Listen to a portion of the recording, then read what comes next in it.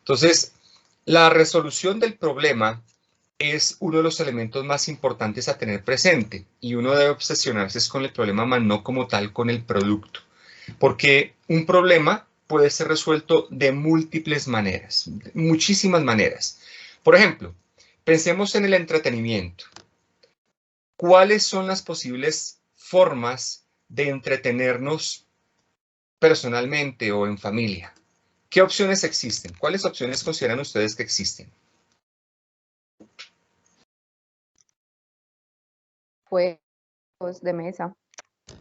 Juegos de Películas. mesa es una opción, películas es otra opción. Pero, ¿qué pasaría si yo me quedara pensando que la opción número uno de entretenimiento es la televisión en pleno 2022? Pues si yo me obsesiono con la solución, en este caso solución como ejemplo televisión, pues ya estaría obsoleto, porque hay un gran volumen de personas que ya no ve televisión, sino que ingresan a diferentes plataformas de streaming como Netflix, como Disney Plus, como Amazon, ¿cierto? Entre muchas otras, y ven lo que desean ver como opción de entretenimiento. Y esas mismas empresas que desarrollan esas plataformas también están creando otras opciones de entretenimiento. Entonces, ahí es el ejemplo muy claro para ilustrar que uno no debe obsesionarse con la idea, con la solución, ¿cierto? Con la idea, sino más bien con el problema para poder identificar continuamente múltiples opciones de resolver ese problema. Y cada vez que sean más económicos, que el costo marginal sea más bajo. Ahora bien, lo que está sucediendo actualmente con los modelos de negocio es que cada día está encontrándose que los problemas se resuelven de forma más económica, ¿de acuerdo? Por ejemplo, piensen ustedes cuánto costaba hace 30 años, quienes tengan más de 30 años, alquilar una película cuando era en formato VHS o cuando era en formato beta, que era mucho más atrás, y después cuando se alquilaban los CDs o cuando se compraban ¿cómo era? El 4K, creo que le llamaban. Bueno, yo no alquilé casi películas así, pero si ustedes lo notan, paulatinamente, con el tiempo, el costo del alquiler de películas y luego el costo de compra empezó a disminuir. Y paulatinamente lo que empezó a suceder es que, además de que el costo empezó a bajar, aumentó las posibilidades de acceder a ese recurso. O sea, lo que está sucediendo también en el mercado es que cada vez más los recursos como que se democratizan, como que cada vez más el costo marginal se reduce, tiende a cero. Entonces, hoy día podemos acceder de forma abundante a mucha información y a mucho conocimiento.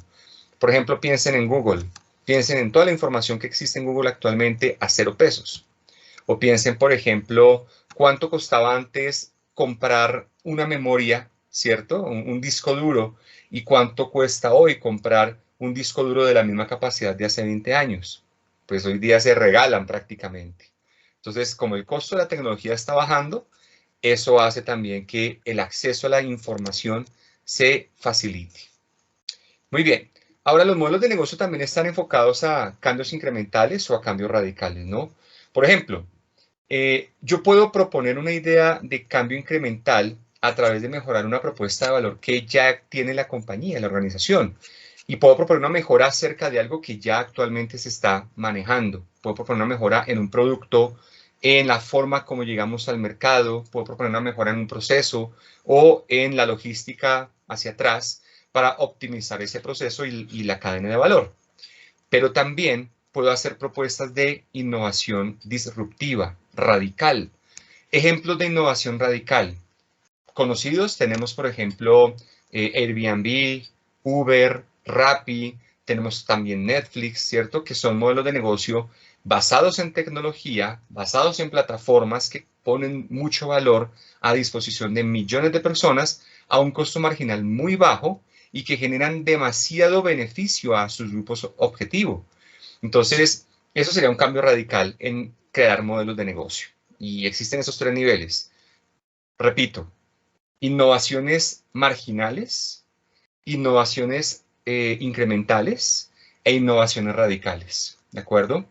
Normalmente cuando emprendemos acciones de mejora o acciones correctivas dentro de la organización, en el sistema de gestión, nos enfocamos primero en las innovaciones marginales, ¿no? Porque son pequeñitas, más fáciles de aplicar.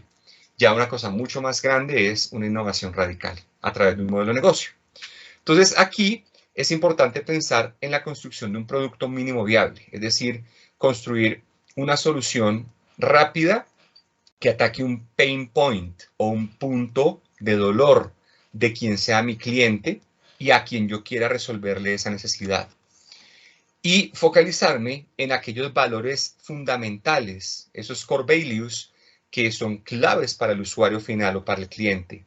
Y establecer un mecanismo que permita interactuar de forma rápida para que el cliente pruebe la solución inicial, retroalimente, si me equivoco rápido y barato, y después pueda iterar más rápidamente para proponer una solución ya renovada, ¿de acuerdo?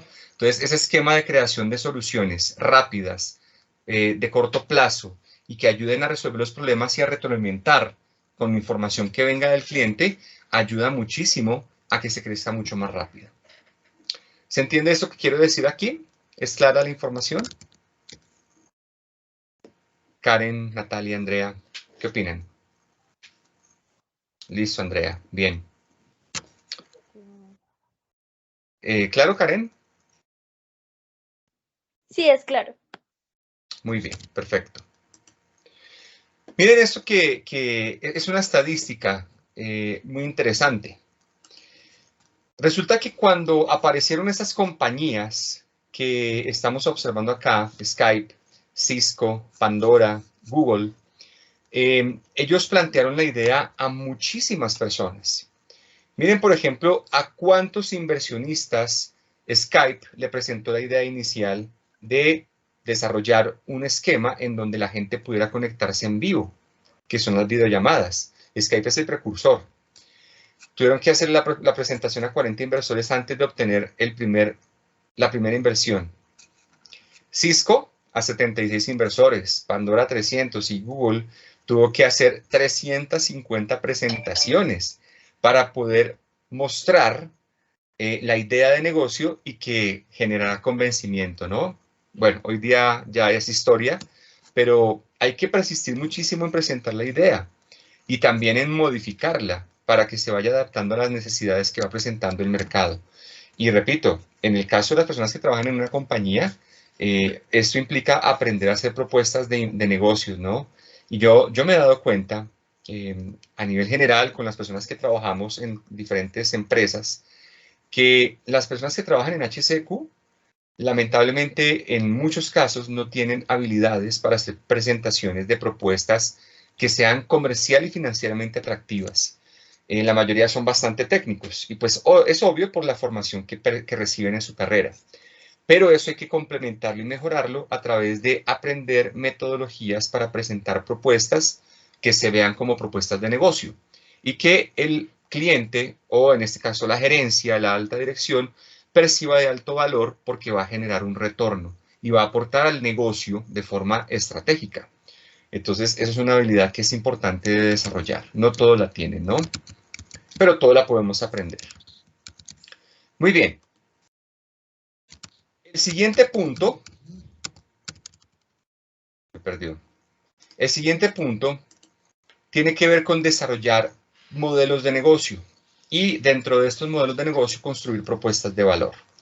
Esto se puede hacer a través del uso de una herramienta que se llama Canvas. La herramienta Canvas literalmente traduce lienzo. Canvas significa lienzo. Pero es un modelo que se desarrolló más o menos en los años 90, a finales de los 90, para poder describir de una forma muy concreta, muy simple, muy específica, la propuesta de valor, a qué cliente se le quiere entregar ese valor, de qué forma se le va a generar esa entrega, bajo qué canales, qué tipo de qué maneras van a existir para generar ingresos o capturar el valor del cliente, que puede ser ingresos o puede ser aceptación o puede ser, por ejemplo, mayor visualización.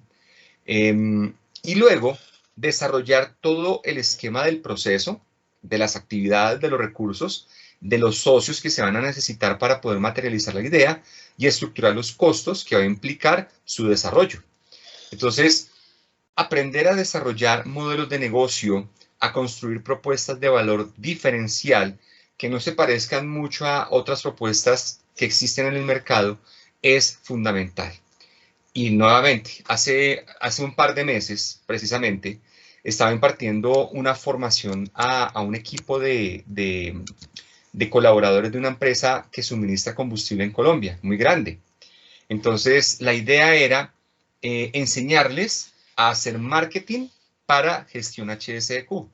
Y uno diría, bueno, ¿y qué tiene que ver marketing con HSEQ? Pues precisamente era construir soluciones que ayudaran a los grupos de interés de la compañía a resolver problemas que les estuvieran aquejando actualmente y lograr acercamiento y mayor toma de conciencia de esos grupos objetivo con el sistema de gestión.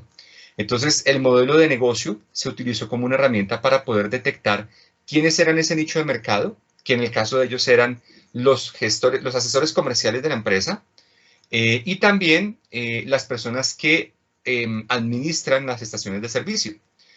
Ellos tenían unas necesidades muy puntuales y lo que se hizo fue desarrollar un modelo de negocio para que el área de HSEQ presentara una propuesta de solución a esas necesidades. Entonces fue muy interesante el ejercicio. Como les digo, la mayoría de las personas que trabajan en HSEQ no manejan modelos de negocio, no manejan propuestas de valor.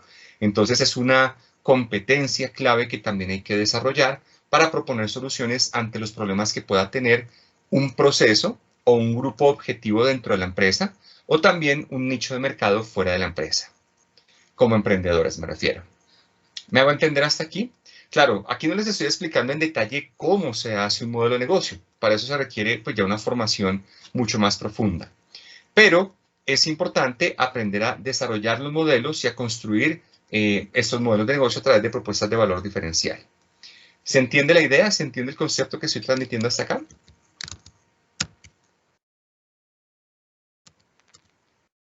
Sí, es clara. Muy bien, Sí. vale. Entonces, una sugerencia que quiero darles en este punto es piensen no solamente en cuáles son los requisitos que piden las normas o los requisitos que exige la legislación, sino también piensen en cuáles son los retos que deben cumplir los procesos de la cadena de valor dentro de la organización donde ustedes están, como por ejemplo, cuáles son los retos que tiene en 2022 el proceso de producción de la empresa en donde están trabajando, cuál es el reto que tiene el área comercial, cuál es el reto que tiene el área financiera, cuál es el reto que tiene, por ejemplo, el área de gestión humana, de recursos humanos. Y piensen en una solución que ustedes podrían proponer para resolver ese reto y véndanlo como una idea de negocio, entre comillas, al interior de la empresa. Preséntelo como un producto que el proceso de HSEQ va a suministrarle a esos diferentes procesos. O sea, véanse como si fueran una empresa dentro de la organización donde están y le van a entregar productos a sus clientes internos. Eso hace que ellos los van a percibir con mucho más valor y no solamente que estén detrás de ellos exigiéndoles que cumplan requisitos porque viene la auditoría o porque si no les colocan la no conformidad o porque si no van a tener un demérito, que es lo más común. Y eso realmente no es que aporte mucho valor a la organización. Entonces, desarrollen modelos de negocio para resolver las dificultades que tengan sus procesos cliente. Y si son emprendedores, esto es básico para poder iniciar un negocio. Entender cuál es el nicho en el que se van a enfocar, cuál es la necesidad de ese grupo de personas y qué solución van a brindar para esa necesidad. Bien, esa es la idea número 5.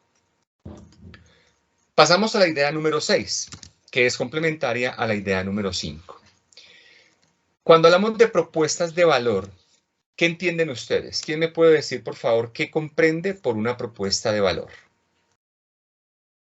¿Quién podría decirnos qué es una propuesta de valor? Diana, ¿cómo estás? ¿Tú sabes qué es una propuesta de valor, Diana?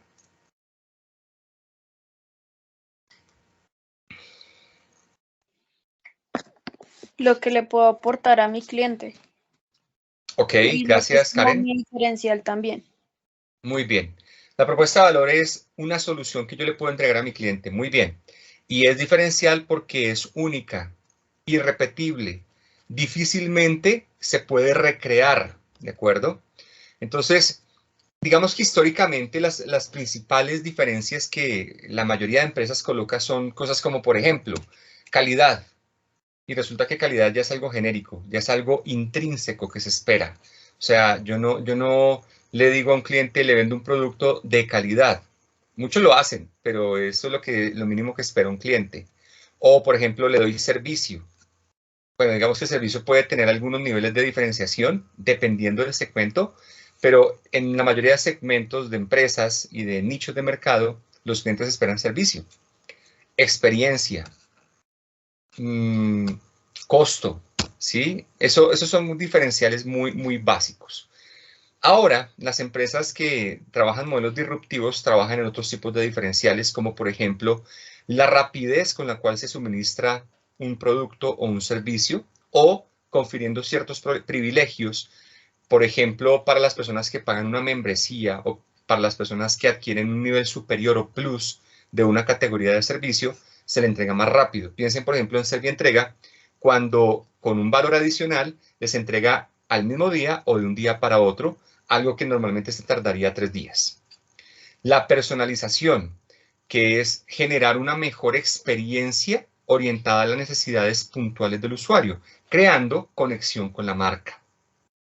La interpretación, que se refiere a suministrar medios para que las curvas de aprendizaje se reduzcan. Y eso se da muy frecuentemente cuando en una plataforma tecnológica, por ejemplo, se hace la plataforma de manera mucho más intuitiva. Por ejemplo, cuando ustedes ingresan a Google, ¿sí se han dado cuenta que tiene la página principal de Google? Es muy limpia, casi que no tiene nada de información. Tal vez tendrá el logo en la parte central inferior y tendrá una caja de texto en donde uno coloca la pregunta que quiere formular y ya. Es totalmente simple y de hecho la inteligencia artificial de Google ya entiende por las primeras palabras clave. Si uno las escriba mal, ya entiende que lo que uno quiere decir, ¿cierto? O sea, yo podría escribir recetas de pollo al hijo y me entiende recetas de pollo al ajo, ¿sí? Y me da la sugerencia, ¿usted quiere decir recetas de pollo al ajo? Entonces, la curva de aprendizaje se acorta cuando se desarrollan los esquemas de forma intuitiva y enfocadas a la experiencia del usuario. La autenticidad también es otro valor diferencial, ¿no? Y es, por ejemplo, poder garantizar que el servicio o el producto sea brindado sin errores, con garantía y con total confianza. Por ejemplo, cuando una empresa dice, adquiérelo y si no te gusta te devolvemos el dinero sin hacer ninguna pregunta. Nos envías un correo y sin hacer ninguna pregunta te hacemos la devolución del dinero. No sé si han escuchado hablar de Dafiti, la marca de zapatos que entrega a domicilio. Ellos lo hacen de esa manera. Uno compra los zapatos y si cuando lleguen a uno no le gustan, los devuelven y le devuelven su dinero. Punto. No hay problema. Eso es otro diferencial. La accesibilidad, ¿no? Y es poder garantizar el acceso a la propiedad a pesar de que no se posea. Ejemplo típico, Airbnb. ¿Cuántas habitaciones tiene Airbnb? No tiene ninguna. No tiene nada de activos. Los activos que Airbnb posee son tal vez sus servidores y el acceso a la plataforma, ya. Pero no posee ni una sola habitación de las que colocan en la plataforma los hosts. Porque una cosa bien interesante de Airbnb es que no son hoteles y usuarios, sino que son hospedadores y personas que se van a hospedar. ¿De acuerdo? O sea que es como la persona que hospeda y que va a tener un visitante en su hogar. Ese es el concepto de Airbnb, pero no posee nada de activos, ¿sí? Entonces, digamos que hoy día ya no es que se compren los activos, sino que se aprovechan los que ya existen en el mercado, se alquilan según la demanda. También la corporización, que es lo intangible, volverlo tangible. Y es, por ejemplo, cuando adquirimos un servicio y nos llega la tarjeta de puntos física al correo o a la casa. Y de esa manera estamos tangibilizando los beneficios. O, por ejemplo, si alguno de ustedes ha tenido la oportunidad alguna vez de tener la tarjeta de Avianca, ¿cierto? El One Pass o, por ejemplo, la tarjeta de viajero frecuente. Eso es una forma de tangibilizar un servicio, ¿de acuerdo? Esa es otra diferencia. O el patrocinio, que es la capacidad de generar contenido de alto valor a un costo razonable y que sea fácil de adquirir. Y miren los ejemplos, Spotify, y iTunes, Netflix, ¿cierto? Y todas las demás plataformas que cada vez cobran menos para acceder a un gran volumen de información, porque ya no es escasa, sino abundante. Y también la localizabilidad, ¿cierto? Que se refiere a las diferentes formas de adquirir, o más bien de generar canales para que la gente pueda acceder a ellos, encontrarlos. Entonces, hoy día con las plataformas en Internet y con los servidores que se manejan, existe la posibilidad de ubicar las compañías casi que en cualquier parte del mundo, ¿no? Esas son las nuevas diferencias, los nuevos diferenciales. Ya el tema de calidad, servicio y experiencia está pasando a ser algo muy, muy básico. Muy bien, esta idea se comprende. ¿Hay alguna duda de esta parte? Hola Jimmy, ¿cómo estás? Bienvenido. Natalia o Andrea. Muy buenas noches, ingeniero, muchas gracias. Con gusto, muy gentil por visitarnos por acá. ¿Está clara la idea de cuáles son los nuevos diferenciales? Sí, Muy bien, claro. Perfecto. Ahora, miren ejemplos. Aquí hay algunos ejemplos de plataformas y de marcas que describen cómo se están utilizando esos diferenciales. Por ejemplo, miren que Uber está fácilmente, es muy localizable, ¿no? Y es muy accesible. Cualquier persona, desde que descargue la aplicación, puede adquirirla. Lo mismo sucede con Airbnb. Xiaomi, por ejemplo, utiliza la rapidez en el dispositivo y utiliza también el patrocinio. O sea, Xiaomi es como, digamos, la tecnología de Apple, pero a un costo mucho más económico y más accesible a las personas. Amazon y Google, plataformas que tienen múltiples servicios, ¿no? Pero, por ejemplo, el tema de la personalización con ambas se puede dar. O sea, yo puedo adquirir los servicios de Google. No sé si ustedes han escuchado hablar de Google Platform, que es un servicio en donde yo puedo adquirir servicios en la nube, valga la redundancia, a la necesidad. Por ejemplo, si mi empresa necesita desarrollar un e-commerce y requiero, por ejemplo, de espacio en servidores, crear una página web, aplicaciones, ellos me cobran por lo que utilice y a la medida, ¿de acuerdo? Entonces, eso hace que sea muy flexible la prestación del servicio. Y en el caso de Waze también sucede exactamente lo mismo, personalización y accesibilidad. Por ejemplo, en el caso de Waze, sí se han dado cuenta de que uno cuando crea la ruta, hasta uno puede personalizar con qué voz quiere uno que le hable el narrador. Antiguamente se podía colocar hasta las voces de Batman y del Guasón, y era muy interesante. Eso es personalización, ¿listo? También sucede en el caso de Netflix, por ejemplo, cuando uno recibe contenido acerca de las películas que van apareciendo y que se parecen al perfil de lo que a mí me gustaría ver y no del perfil de otra persona. Entonces, como que ya van sabiendo por la inteligencia artificial de qué nos gusta y nos coloca en bandeja lo que queremos ver. Sí, ejemplos como esos. Entonces, pensemos de qué forma podríamos personalizar las soluciones a nuestros clientes, hacerlas a la medida. Y que el hacerlos a la medida sea cada vez más fácil, porque es que esto tiene una limitante. Si no utilizamos tecnología, la personalización es más costosa. La clave está en poder personalizar a un costo, no precio, a un costo más económico y que ese margen se vaya disminuyendo, el costo marginal, y que poco a poco podamos llegar a muchas más personas o a muchos más clientes con un costo marginal cada vez más bajo y con la capacidad de personalizar.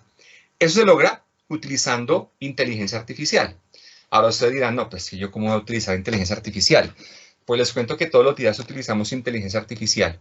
Cada vez que accedemos a Google y le hacemos una pregunta, o cuando en el celular estamos utilizando el asistente de Google, o quienes tienen iPhone utilizan Siri, o cuando en Amazon se utiliza Alexa, eso es inteligencia artificial y ya es gratuita. Lo más chévere es que es gratuita y se puede utilizar en todo momento.